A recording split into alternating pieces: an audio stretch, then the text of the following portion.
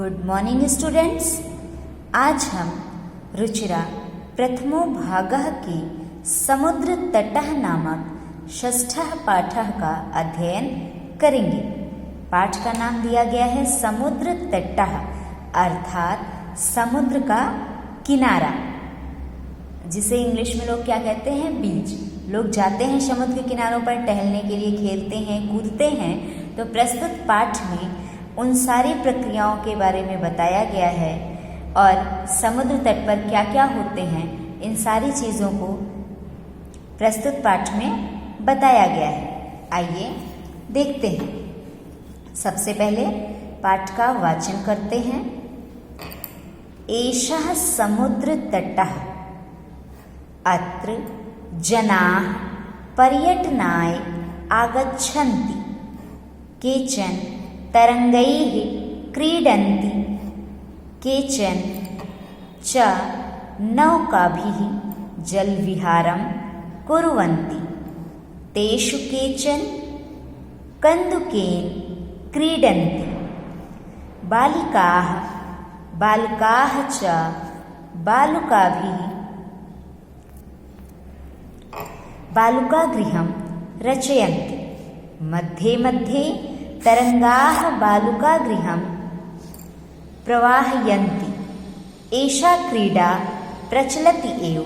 समुद्रतटाः न केवलं पर्यटनस्थानानि, अत्र मत्स्यजीविनः अपि स्वजीविकां चालयन्ति। अस्माकं देशे बहवः समुद्रतटाः सन्ति।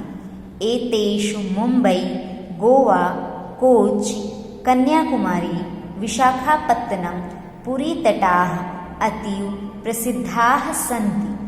गोवा तटः विदेशीपर्यटकेभ्यः समधिकं रोचते। विशाखापत्तनम तटः वैदेशिकव्यापाराय प्रसिद्धः। कोच्चि तटः नारिकेलफलेभ्यः ज्ञायते। मुम्बै नगरस्य जुहू तटे सर्वे जनाः स्वैरं विहरन्ति। चेन्नई नगरस्य मेरिना तटः देशस्य सागरतटेषु दीर्घतमः।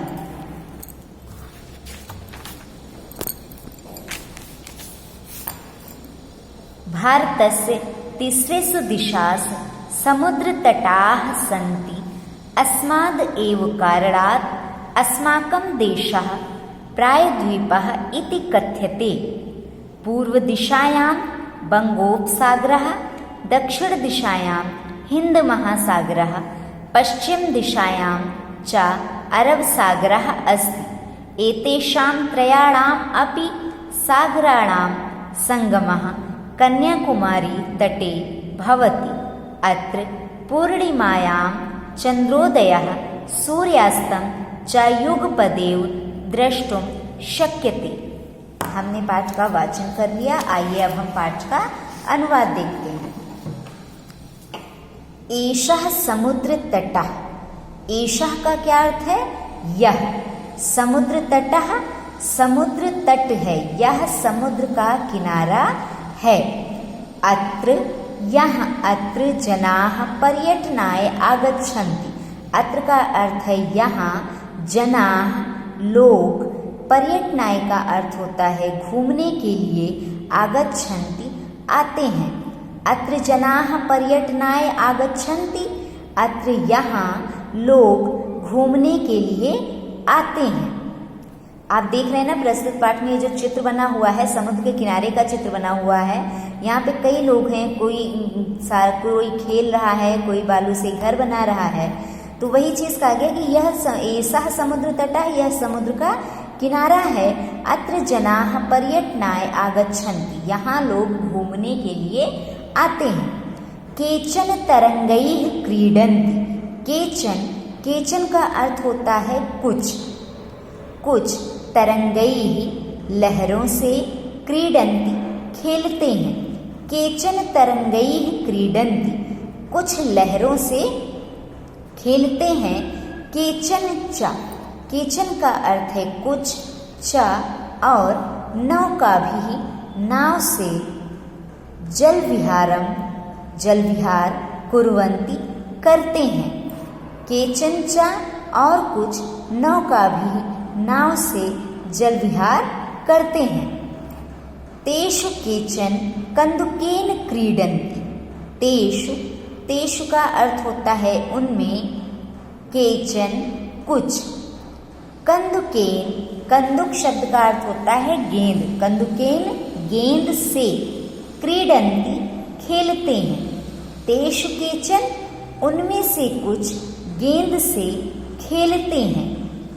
बालिकाः बालकाः च बालुकाभिः बालुकागृहं रचयन्ति, बालिकाः बालकाः च, बालिकाः अर्थात लड़कियां, बालकाः बालक लड़के, च और बालुकाभिः, बालुका शब्द का अर्थ होता है बालू और बालुकाभिः का अर्थ है बालू से।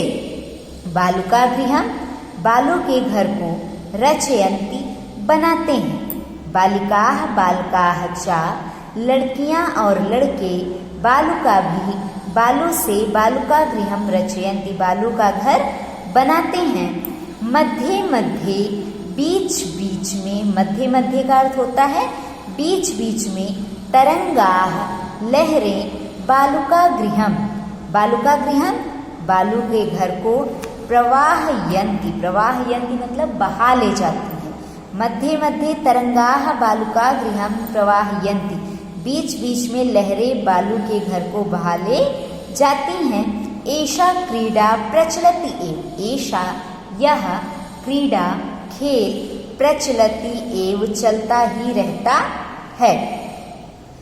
क्या बताया गया है कि समुद्र के किनारे लोग घूमने जाते हैं, कुछ उसकी लहरों से खेलते हैं, तो कुछ जल विहार, नाव के द्वारा जल विहार करते हैं, कुछ समुद्र के किनारे गेंद से खेलते हैं, तो कुछ बच्चे जो है वहाँ बालू के घर को बहाते हैं और बनाते हैं, और जब वे बालू के घर को बनाते हैं तो समुद्र की लहरें जब किनारों पे आती हैं तो अपने साथ उस घर को बहा ले जाती हैं, और यह खेल चलता ही रहता है, अर्थात वो बनाते हैं फिर बहा ले जाती हैं, फिर बनाते हैं फिर बहा ले जाती हैं, तो यह खेल चलता ही रहता है। समुद्र तटाः न केवलम, समुद्र तटाः समुद्र तट, न केवलम न केवल, पर्यटन स्थानानि, पर्यटन स्थानानि अर्थात पर्यटन घूमने का स्थानानि स्थान, यानी घूमने का स्थान, तो समुद्र तटाः न केवलम पर्यटन स्थानानि, समुद्र तट केवल घूमने का स्थान नहीं है।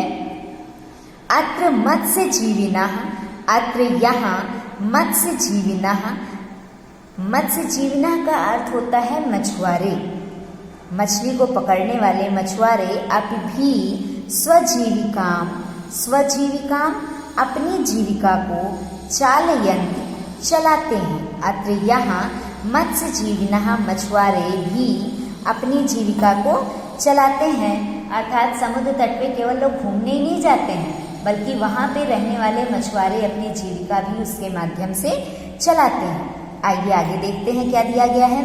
अस्माकं देशे बहवः समुद्र तटाः सन्ति, अस्माकं देशे हमारे देश में बहवः बहुत से समुद्र तटाः समुद्र तट सन्ति हैं, अस्माकं देशे बहवः समुद्र तटाः सन्ति हमारे देश में बहुत से समुद्र तट हैं। एतेषु इनमें मुंबई, गोवा, कोच, कन्याकुमारी, विशाखापत्तनम, पुरी तटाः अतीव प्रसिद्धाः सन्ति। एतेषु इनमें मुंबई, गोवा, कोच, कन्याकुमारी, विशाखापत्तनम, पुरी तट अतीव प्रसिद्धाः सन्ति, अत्यंत प्रसिद्ध हैं। गोवा तटः विदेशी पर्यटकेभ्यः समधिकं रोचते। गोवा तटः, गोवा का तट, विदेशी पर्यटकेभ्यः विदेशी पर्यटकों को, अर्थात जो विदेश से घूमने वाले आए होते हैं, विदेशी पर्यटकों को समधिकम बहुत अधिक, रोचते अच्छा लगता है, अर्थात जो गोवा का तट है, जो बाहर से आने वाले विदेशी पर्यटक हैं, बाहर से आने वाले लोग हैं, उनको गोवा का तट बहुत ही अच्छा लगता है। विशाखापत्तनम तटः, विशाखापत्तनम का तट वैदेशिक व्यापाराय प्रसिद्धा, वैदेशिक व्यापाराय विदेशों से व्यापार के लिए प्रसिद्ध है। विशाखापत्तनम किस लिए प्रसिद्ध है? विदेशों से व्यापार के लिए प्रसिद्ध है। कोच्चि तटः, कोच्चि का तट नारिकेल फलेभ्यः ज्ञायते। नारिकेल फलेभ्यः, नारिकेल का अर्थ होता है नारियल, तो नारिकेल फलेभ्यः नारियल के फलों के लिए ज्ञायते जाना जाता है। कोच्चि तटः नारिकेल फलेभ्यः ज्ञायते। कोच्चि का तट नारियल के फलों के लिए जाना जाता है। मुंबई नगरस्य जुहू तटे, मुंबई नगरस्य जुहू तटे, मुंबई नगर के जुहू तट में सर्वे जनाः सभी लोग स्वैरम, स्वैरम का अर्थ होता है बेरोक टोक, बिना रोक टोक के अपनी इच्छानुसार विहरंती घूमते हैं। क्या कहा कि मुंबई नगरस्य जुहू तटे, मुंबई नगर के जुहू तट में सभी लोग अपनी इच्छानुसार बेरोक टोक घूमते हैं। चेन्नई नगरस्य मेरीना तटः, चेन्नई नगरस्य चेन्नई नगर का मेरीना तटः, मेरीना तट देशस्य सागर तटेषु, देश के सागर तटों में दीर्घतमः सबसे बड़ा है। अर्थात चेन्नई नगर का जो मेरीना तट है वो देश के सभी सागर तटों में सबसे बड़ा है। आइए आगे देखते हैं। भारतस्य तीसरेषु दिशासु समुद्र तटाः सन्ति। भारतस्य, भारत के तीसरेषु दिशासु तीनों दिशाओं में समुद्र तटाः, समुद्र तट सन्ति हैं। भारत के 3 दिशाओं में समुद्र तट हैं। अस्माद् एव कारणात्, अस्मात् एव कारणात् इसी कारण से ही भारत देशः, भारत देश प्रायद्वीपः, प्रायद्वीप इति कथ्यते, यह कहा जाता है। अस्माद् एव कारणात् इसी कारण से ही भारत देशः, भारत देश को प्रायद्वीप कहा जाता है। हमारा देश भारत जो है 3 तरफ से समुद्र से घिरा हुआ है, पूरब, पश्चिम और दक्षिण, ये 3 दिशाओं की ओर से वह समुद्र से घिरा हुआ है। चूंकि हमारा देश 3 तरफ से घिरा है, जल से घिरा है, समुद्र से, इस वजह से उसे प्रायद्वीप कहा जाता है। पूर्व दिशायां बंगोपसागरः, दक्षिण दिशायां हिंद महासागरः, पश्चिम दिशायां च अरब सागरः अस्ति। आइए देखते हैं कौन कौन से सागर हैं तीनों दिशाओं में। पूर्व दिशायां बंगोपसागरः, पूर्व दिशायां, पूरब दिशा में बंगोपसागरः अर्थात बंगाल की खाड़ी। दक्षिण दिशायां हिंद महासागरः, दक्षिण दिशायां, दक्षिण दिशा में हिंद महासागरः, हिंद महासागर। पश्चिम दिशायां च और पश्चिम दिशायां और पश्चिम दिशा में अरब सागरः अस्ति, अरब सागर है। पूर्व दिशायां बंगोपसागरः, पूर्व दिशा में बंगाल की खाड़ी। दक्षिण दिशायां हिंद महासागरः, दक्षिण दिशा में हिंद महासागर। पश्चिम दिशायां च अरब सागरः अस्ति और पश्चिम दिशा में अरब सागर है। एतेषां त्रयाणाम् अपि सागराणां संगमः कन्याकुमारी तटे भवति। एतेषां त्रयाणां, इन तीनों का, अपि भी, सागराणां, सागरों का, एतेषां त्रयाणां अपि सागराणां अर्थात इन तीनों सागरों का भी संगमः, संगम कन्याकुमारी तटे भवति। कन्याकुमारी तटे, कन्याकुमारी के तट पर भवति होता है। एतेषां त्रयाणां अपि सागराणां, इन तीनों सागरों का भी संगम कन्याकुमारी के तट पर होता है। भारत के जो पूर्व दिशा में बंगाल की खाड़ी है, दक्षिण में हिंद महासागर और पश्चिम में अरब सागर है, इन तीनों सागरों का संगम कन्याकुमारी के तट पर होता है। अत्र पूर्णिमायाम, अत्र यहाँ पूर्णिमायां, पूर्णिमा को, पूर्णिमा पर चंद्रोदय सूर्यास्तम च, चंद्रोदय चंद्र उदय, सूर्यास्तम सूर्यास्त च और युगपद एव, युगपदेव अर्थात एक साथ ही द्रष्टुम देखा शक्यते जा सकता है। द्रष्टुम शक्यते देखा जा सकता है। क्या कहा है कि अत्र पूर्णिमायाम अर्थात यहाँ पूर्णिमा पर चंद्रोदय सूर्यास्तम च, चंद्रोदय और सूर्यास्त एक साथ देखा जा सकता है। कहाँ पर? कन्याकुमारी के तट पर। यहाँ पे एक साथ ही चंद्रोदय और सूर्यास्त देखा जा सकता है। आज के लिए बस इतना ही। Have a nice day.